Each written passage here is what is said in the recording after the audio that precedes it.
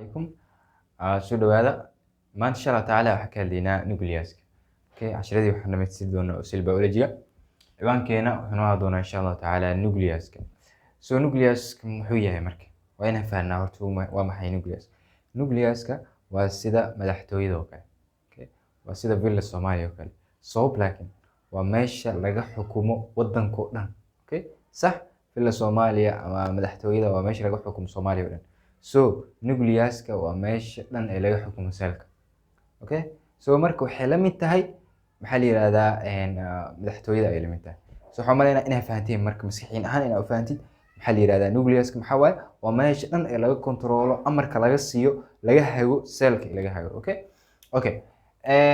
xalaas marka ugu soo baxnay kadib marka nucleus-ka wuxuu qaybinaynaa waxyaabo badan qaybo badan ayuu ka qaybinaynaa waxaan ka hadli doonaa insha Allah tacaala structure of nucleus ay ka hadli doonaa then waxaan ka hadli doonaa function of the nucleus inta ogalin ka hor marka waxaan rabaa inaan kuu sheego nucleus-ka waa largest organelle waxay tahay largest organelle labo nucleus-ka waxaa leh all cells waxay leeyihiin nucleus all cells waxay leeyihiin nucleus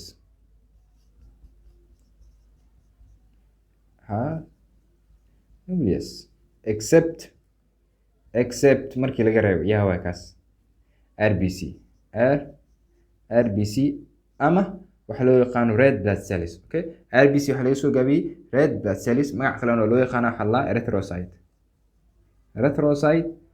RBC waa isku mid marka cells kan nucleus ay leeyihiin laakiin markii laga reebo RBC ma laha wax nucleus taas waa inaad ogaataa sidoo kale nucleus-ka wuxuu noqon karaa in cells qaar markii la joogo wuxuu noqon karaa uninucleus in cells qaar markii la joogo wuxuu noqon karaa multinucleus macnaheedu cells qaar waxay leeyihiin multinucleus qaarna waxay leeyihiin uninucleus oo ah hal nucleus ay leeyihiin kuwa qaarna waxay leeyihiin multinucleus multinucleus kuwa waxaa kamid oo kale skeletal muscles this is the waa fahan yar aydan ka siinay waxaan galeynaa marka hadda structure of the nucleus oo ah cashirka meesha ugu muhiimsan let's come to here inta imaan hal mar zoom it meeshaan u jeedin waa cell-kii aan ka soo qaadanay runtii si fiican umaanan qorin laakiin kaliya ka soo qaaday inuu yahay this is the cell halahan waxaan soo sameynay cut aan ku sameynay waa soo weynay this is nucleus waa marka this is the nucleus meeshaan aan cut ku sameynay waa nucleus-ka waa cell-kii oo dhan marka nucleus-ka ayaan soo gooynay enlargement ayaan ku sameynay microscope ayaan dhex dhignay waa soo weynaynay marka waa inay la fahantiin marka picture-kan waxa waaye nucleus-ka kaligiis waa oo la weynay waxaa noo soo baxay marka this structure ayaa noo soo baxay ma ahan maxaa la yiraahdaa structure sax laakiin waa illustration ama sawir aniga aan samaysanay laakiin haddii aad fahantid waa fahmi doontaa insha Allah tacaala nucleus-ka saa u jeedaan this is the nucleus waxay leeyihiin membrane ay leeyihiin membrane ay leeyihiin laakiin membrane-kooda wuxuu leeyahay boris dulduleele ayuu leeyahay boris ayuu leeyahay nucleus-ka maxaa loo yaqaanaa marka this nucleus maxaa loo yaqaanaa maxaa la yiraahdaa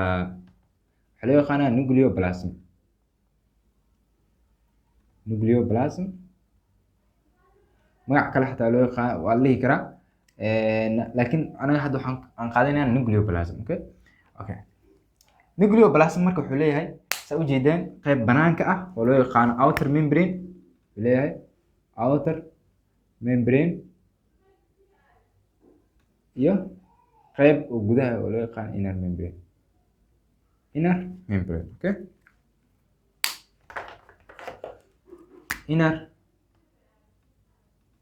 membrane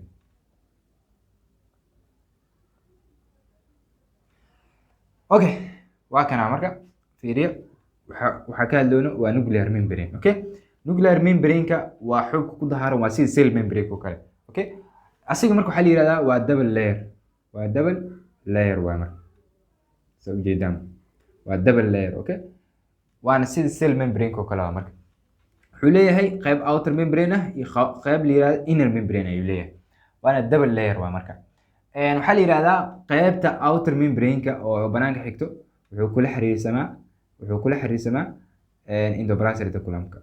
Okay, endoplasmic reticulum. This is waxaa kasoo qaadana inay tahay endoplasmic reticulum. So wuxuu continuation la sameeyaa qaybta upper membrane wuxuu continuation la sameeysaa endoplasmic reticulum. Okay, that is the waxaa waaye nuclear membrane. Okay, awmaana marka waa maxay nucleoplasm maxaa marka adin maxaa tahay waxaa ka hadloonaa waxaa waaye structure of the nucleus aan ka hadloonaa waxaan dhahnay waxay ka kooban tahay qaybo badan. kow waxaan ka bilaabnay nuclear membrane ayaan ka bilaabnay. laba wuxuu noo hadloonaa nucleoplasm. So nucleoplasm maxaa la yiraahdaa qaybtan gudaha oo dhan. So nucleoplasm this is waxaa la yiraahdaa qaybta gudaha dhan waxaa la yiraahdaa nucleoplasm. Nucleoplasm waa sida cytoplasm oo kale waaye. Okay, waa sida cytoplasm oo kale waaye. Okay, kanna wuxuu ahay sida cell membrane oo kale. So maxaa ku jira marka waxaa ku jiro maxaa la yiraahdaa waxaa ku jiro nucleoplasm waxaa ku jiro proteins waxaa ku jiro enzymes waxaa ku jiro maxaa la yiraahdaa chromatin waxaa ku jiro maxaa la yiraahdaa nucleolus. Okay, this is the waxaa la yiraahdaa chromatin oo ma doona. Okay, this is the chromatin, this is the nucleolus. So nucleolus waa kana marka sidoo kale protein iyo waxaa ku jira enzymes. Okay, so marka maxaa dheena marka nucleoplasm maxaa dheena waa meeshan gudahan oo dhan waay marka waxaa ku jiro nucleolus waxaa ku jiro chromatin waxaa ku jiro enzymes waxaa ku jiro proteins ayaa ku jira. Okay, this ujeedaan oo cagaarka oo isku dhex jiro. Okay, isku dhex jira sax waxaa loo yaqaanaa chromatin guys.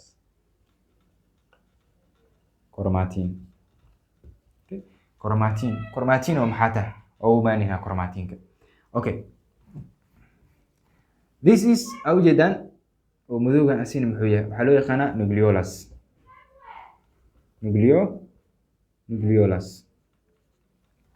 Okay, waa small nucleus waa marka. Okay, nucleoluska waa small nucleus. Okay, waxaa dhaanay hadaa soo celina hal mar waxaa ka hadlaynay nuclear membrane-ka, nucleoplasm-ka, waxaa ka hadlaynay nucleotide, chromatin, chromosome gooni ayaa uga hadli doonaa. So waxaan dhahnay qaybta banaanka waxaa loo yaqaanaa maxaa la yiraahdaa nuclear membrane. This is the nuclear membrane. Wuxuu leeyahay outer membrane, inner ayuu leeyahay. Waa ka hadalnay waxaan dhahnay double layer waay.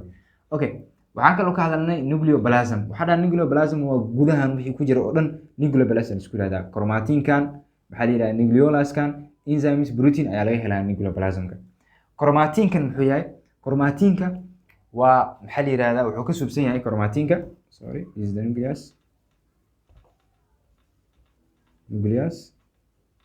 Chromatin wuxuu ka subsan yahay protein iyo wuxuu ka subsan yahay DNA. Okay, asiga chromatin marka waxaa jira wax la yiraahdo chromosome. Dad badan inta badan way ku wareeraan. Waxa lagu wareeraa waa maxay farqiga u dhaxeeya chromatin iyo chromosome. Okay, chromatin iyo chromosome. Chromatin waxaa la yiraahdaa markii normally wuxuu yaalaa maxaa la yiraahdaa markii aysan dhiceynin cell division markuusan dhiceynin uusan jirin cell division waxaa jira wax la yiraahdo chromatin ayaa meesha yaalo. laakiin markii cellka loo diyaarinayo maxaa la yiraahdaa division inuu dhaco oo cellka active noqonayo wuxuu isku bedeli doonaa chromatin wuxuu noqon doonaa isku tagi doonaa marka. Okay, wuxuu noqon doonaa wuxuu samaysan doonaa waxa la chromosome ayuu noqon doonaa marka. Chromosome. So markii aysan jirin maxaa la yiraahdaa cellka division meesha aysan jirin cellka iska nasanayo waxaa jira chromatin ayuu ahaan doonaa. Okay, this is the chromatin. laakiin cellka markuu activation sameynayo oo cell division marayo metaphase uu marayo metaphase ku bilaabmaa. Okay, metaphase, anaphase, telophase markuu marayo wuxuu isku bedeli doonaa chromosome ayuu isku bedeli doonaa.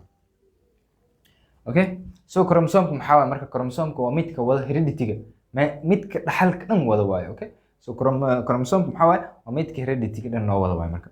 Okay, waxaa jira marka sidoo kale this is the chromosome. Okay, hal mar iska soo gabagabeyno. this is chromosome aan kasoo qaadno. This waxaa jira sidoo kale waxa la yidhahda chromatid. Okay, chromatidna muxuu yahay isin? Chromatid.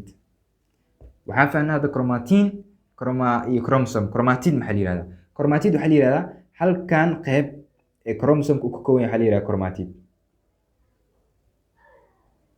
This qaybtan kalena waxaa la yidhahdaa chromatid. So waxaa la yidhahdaa kanna waxaa la yidhahdaa centromere. Kan chromosome isku hayo waxaa la yidhahdaa centromere.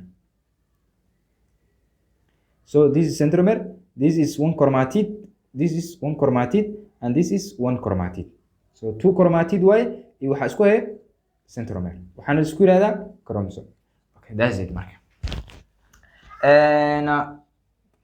maxaa la yidhahdaa? That is the main points arminaa ka hadalna. Okay, waxaa rabaa kaliya inaan haddana idinkugu celiyo. This is waa structural uu ka kooban yahay maxaa la yidhahdaa nucleus-ka. waa nuclear membrane, nucleoplasm, sidoo kale nucleolide iyo chromatin iyo chromosome. So waxaa ka tagay marka nucleolide-kan muxuu qabtaa asna shaqadiisa maxaa waaye? Chromatin waa ka hadalnay, kulli waa ka hadalnay. kan muxuu qabtaa marka nucleus? Nucleus-ka shaqadiisa waxaa waaye nucleolide-ka waa meesha dhan ee lagu soo biyo synthesis of maxaa la yidhahdaa ribosome. Ribosome waa meesha lagu soo biyo inta badan.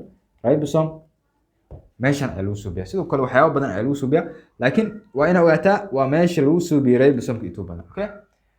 Okay, waxaa kuu soo haray marka kaliya boriskan oo ah duleelayadan. Duleeliskan maxaa marka maxay faa'iido noo leeyihiin? waxay faa'iido noo leeyihiin waa meesha cellka kala xiriirayaan cytoplasma. cellku wuxuu u baahan yahay communication. qof wuxuu u baahan yahay dad uu la xiriiro oo discussion la sameeyo. Okay, so marka waa meesha ay ku wada xiriirayaan waa marka. Okay, so that is the main points of structure of the nucleus ay ka soo baxday. laakiin hadda waxaan galaynaa what is the function of the nucleus? waa maxay shaqada uu noo qabtay nucleus anaga? Okay, waa soo koobaynaa marka function of the nucleus. function of nucleus ko waxa ka controls all activities. wuxuu noo qabtaa, wuxuu controlaa inta u badan shaqooyinka kala cellka ay controlaa. sidee ku controlaa? waxaa kamid ah macnaha muxuu controlaa? waxaa kamid ah protein synthesis, cell division. Okay, macnihiisu waxaa ka garan kartaa waa meesha dhan ee muhiimku ah cellka. so marka waa meesha dhan ee laga maamulayo inuu dhaco cell division. nucleus-ka waa wuxuu maamulaa cell division, protein synthesis. protein synthesis in la sameeyo. sidoo kale in la sameeyo synthesis of RNA ayadana waxay kamid tahay protein synthesis ay kamid tahay synthesis of RNA. so function of the nucleus-ka maxaa kamid ah? maxaa la yidhaha waxaa kamid ah protein synthesis in la sameeyo, cell division inuu dhaco, iyo synthesis of RNA. laakiin shaqooyinkiisu uu badan yahay. waxaa kamid ah storage in loo sameeyo, store of DNA, RNA,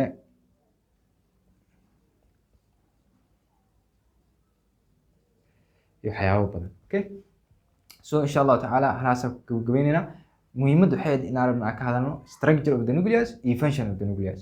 so insha Allah taala next lecture waxaan noqon doonaa waxyaabaha dhimay inaan dhameystirno, laakiin intaas kusoo gabagabeynayna structure of the nucleus and function of the nucleus. so wixii su'aalaha iyo wixii comment ah xagga hoos noogu dhaafa next lecture insha Allah taala.